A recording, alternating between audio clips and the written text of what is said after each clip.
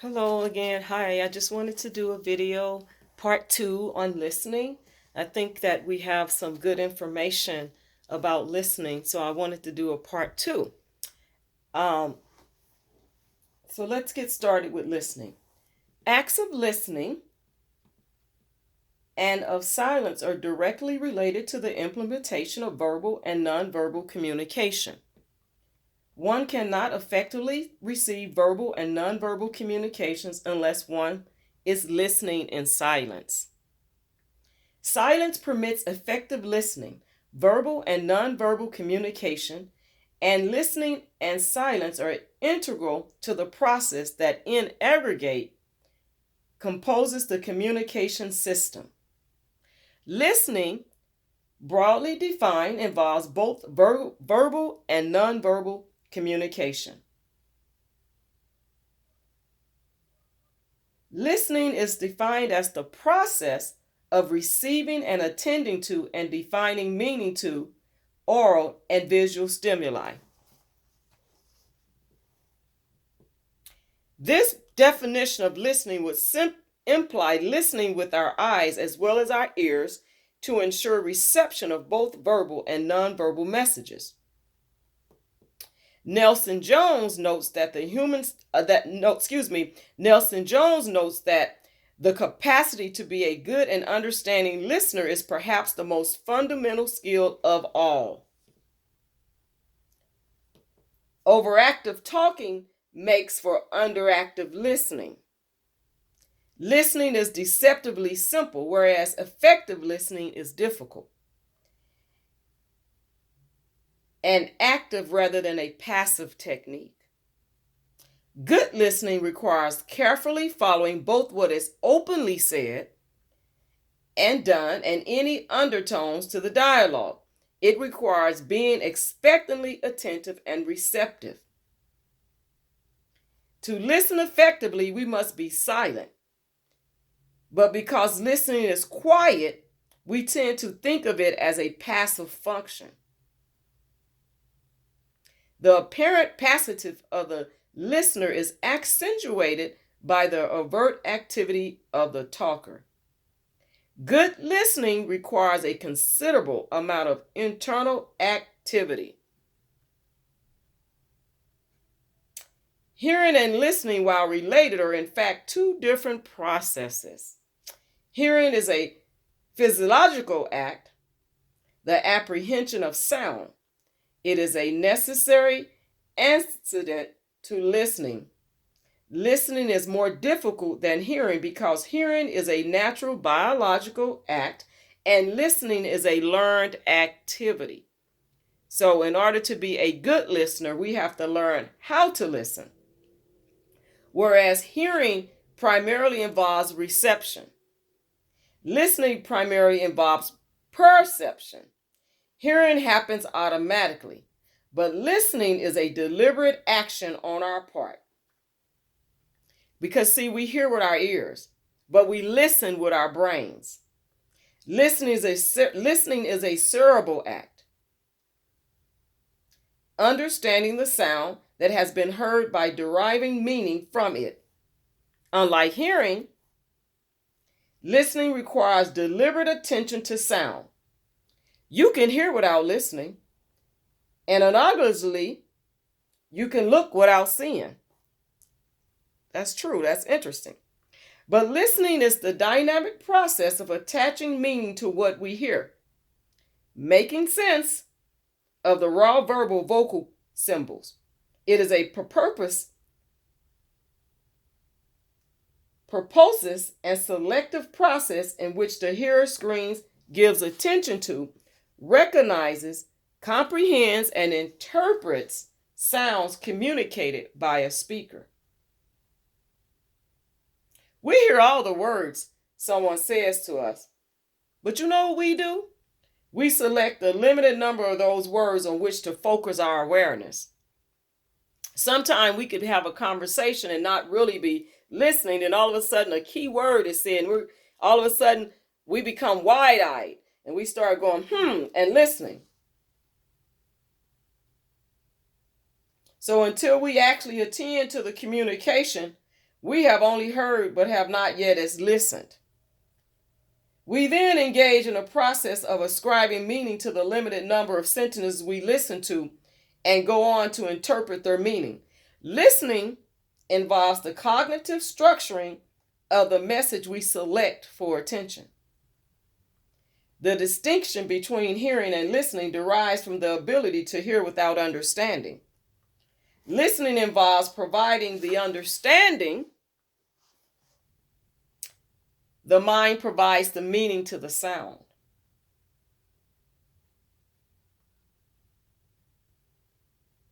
See, we can actually hear a foreign language, but if we do not know the language, we cannot listen and derive meaning. Because listening, unlike hearing, is not an automatic process. We have to make a conscious, deliberate, and continuing commitment to listen. See, listening is not the same as hearing. Listening depends on good hearing. So if you cannot hear the sounds, you cannot process them. Any distractions or impediments to good hearing can impede listening. A quiet room with a minimum of competing sounds is a prerequisite for good listening. Listening is not only basic to implementing the instrumental aspects of listening, but it is related to expressive aspects. Listening requires effective attending and shows respect and concern for the person that's talking. Careful listening demonstrates that the person that's talking is worthy of the full attention of the person that's listening, the person that's receiving the information. And sometimes it's good to find out how you've done when you're trying to listen to something, especially if you're listening to a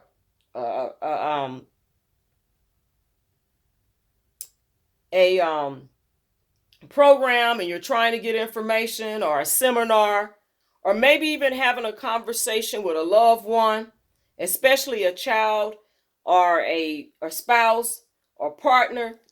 You want to be able to know that you are a good listener, and you may want to paraphrase and reflect on that to make sure. And if you're working on your listening skills, you may want to practice with someone else and see how well you did. They could critique you. But see, we have to present an attitude that visually communicates that we are listening by having an attending stance, eye contact, maybe leaning forward, encouraging utterance as yes, yes, I see, I understand, physically attentive to show that you're listening.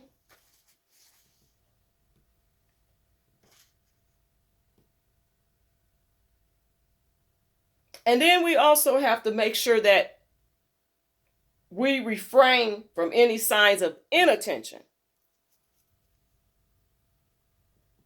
So we shouldn't be, like glancing at the clock, idle doodling on a notepad, starting material on the desk, and glancing out the window to check the weather. Those are things that are wandering attention. See, in order to listen, we must control our desire to speak. We should probably, act like we don't know anything, be ignorant, and intensify a desire to learn what the speaker wants to say. Courteous, considerate listening involves devoting your undistracted, uninterrupted attention and interest to the verbal and nonverbal messages with the intent to understand their meaning. Listening is a process that requires considerable expenditure of mental and emotional effort. Fatigue reduces the ability to listen. Fatigue decreases the attention span, makes concentration more difficult, and attenuates the motivation to listen. Listening is apt to be less efficient toward the end of a long conversation.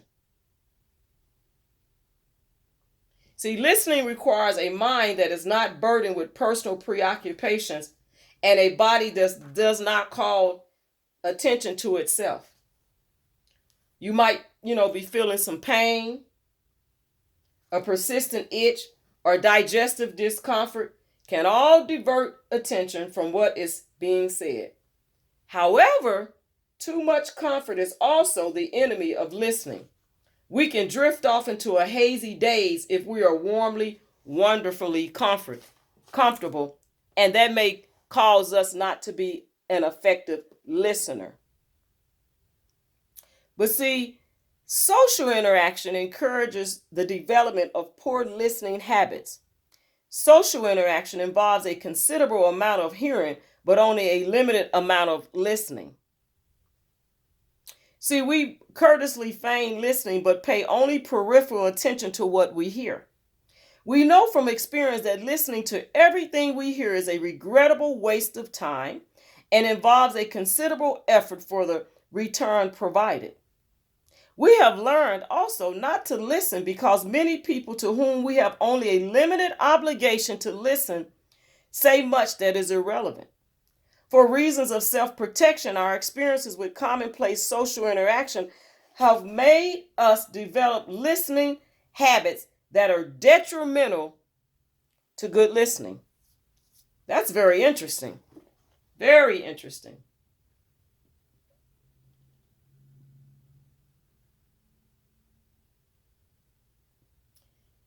See, to be generally a good listener, we need to be able to listen with our ears, our eyes, our brains, and our hearts. Many people engaged in social conversations tend to be redundant, which further encourages dysfunctional listening habits. Because people repeat themselves, we do not pay a high price for failing to listen the first time around. But usually we will catch anything important the second or third time around. In everyday social situations, listening usually involves interacting with somebody we know, a spouse, children, friends, co-worker. Our knowledge of patterns of past interaction helps us to listen and make sense of what they are saying. We can usually anticipate with some validity some things they are likely to say, and we can correctly fill in the gaps. But this makes for listening with diminished concentration. And again, it tends to develop lazy listening habits. But in social situations, we often listen defensively. We busy ourselves with preparing our rebuttal to ideas, attitudes, and values being expressed that are in opposition to our own and that consequently threaten us. Preparing our counter presentation interferes with full and effective listening. And a lot of people do that. We all do that. We've all been guilty of just preparing what we're going to say, basically, when we should really be listening. We usually devote a considerable amount of energy to formulating an answer rather than to listening. We often listen inattentively, impatiently waiting the opportunity to have our turn to talk. And usually the person that's speaking, the speaker, usually can see that. And that's not good. We have to practice more good listening skills. But without realizing it, we frequently tend to interrupt each other in social conversations rather than hear each other out. That happens a lot. We'll even talk over each other. And when that happens, nobody really gets anywhere. I can really hear it. And we miss important things when two people are talking at the same time. We think we get the point. We are impatient to respond and we start talking before the other person has finished. That's what I just said. We resent our partners continue to talk while we are interrupting. Interrupting is antithetical to listening. Sometimes we do not listen because we cannot afford to listen. Listening with a willingness to understand can cause internal conflict and dissonance as our cherished beliefs are challenged and perhaps contradicted. Or we may learn things that make us feel inadequate, or interfere or call attention to a problem we are trying to suppress. We often listen with our fears, not our ears. Let me say that again. We often listen with our fears, not our ears, which distorts or screens out what has been said. We also can have perceptual discrimination, screening what we listen to occurs in terms of both feelings and information. True listening implies a readiness to consider that which challenges our preconceptions. It involves a willingness to lower the psychic barriers that might impede our undistorted perception of what the person is saying. We can fail to listen with our eyes if we would rather not see. Very interesting. Very interesting. The nature of spoken communication presents a special hazard that reduces the person into an easy non-listening mode. The great discrepancy between the number of words normally spoken in 1 minute and the number of words the brain can absorb in that time. Thinking speed is much faster than talking speed. The average rate of spoken speech is about 125 words per minute. We can read and understand an average of 300 to 500 words per minute. There is then a considerable amount of dead time in spoken communication, during which the listener's mind can easily become distracted. Listeners start talking to themselves to take up the slack. Listening to the internal monologue may occur simultaneously with listening to the external dialogue. However, it goes on at the expense of listening to the external dialogue.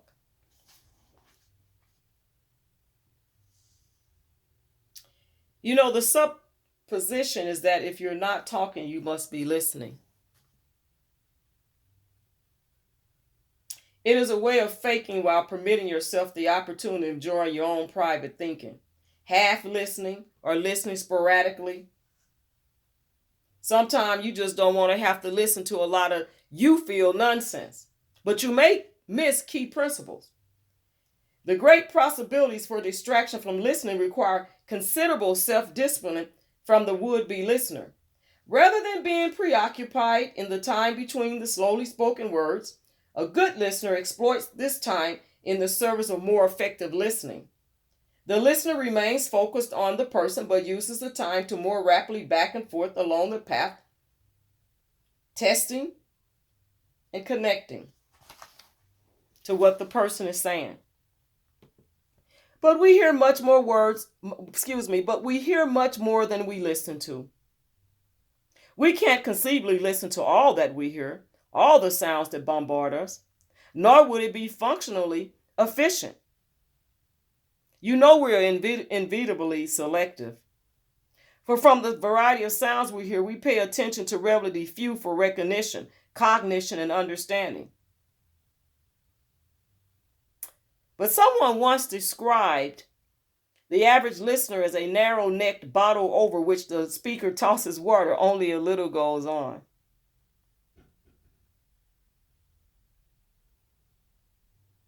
The ear, the eye, receives more than the mind can efficiently process.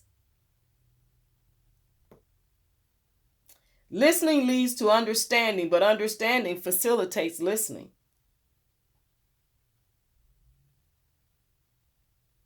Listening has to be directed, guided, and selective rather than diffused and scattered, which risks information overload, if that makes sense.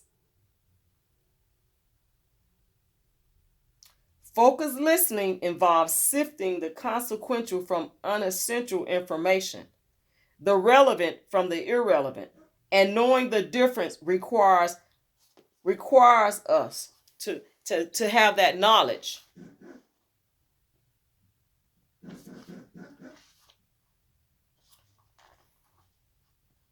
Social listening is based on the assumption that much of what we hear is redundant, that we can anticipate what people we already know will say, and that it's permissible to interrupt or listen inattentively because we're impatient for our opportunity to talk.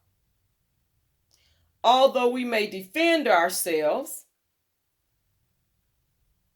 and screen out threatening content in social situations, But we don't want to do that because we don't want to distort what we are hearing or the perception. And we don't want to give the person that's talking that perception. But because we speak and understand speech in two different speeds, we speak much more slowly than we absorb information. Spoken communication includes a considerable amount of dead time during which a listener's mind can easily become distracted. The good listener remains focused on what the person is saying, but uses this spare time to think about the interaction.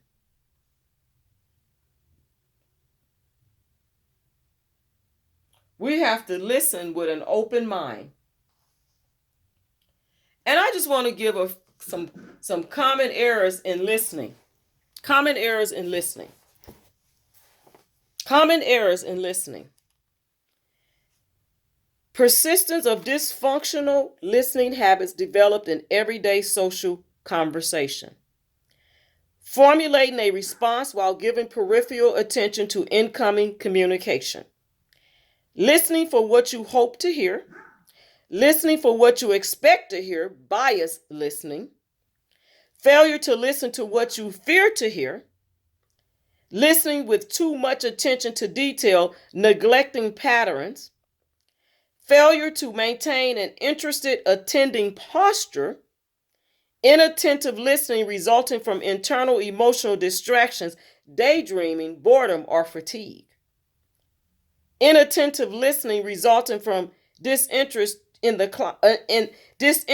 person that's talking to you, lack of listening motivation, and then listening without sufficient knowledge or a clear idea of your purpose, so you cannot direct your attention to what is most relevant.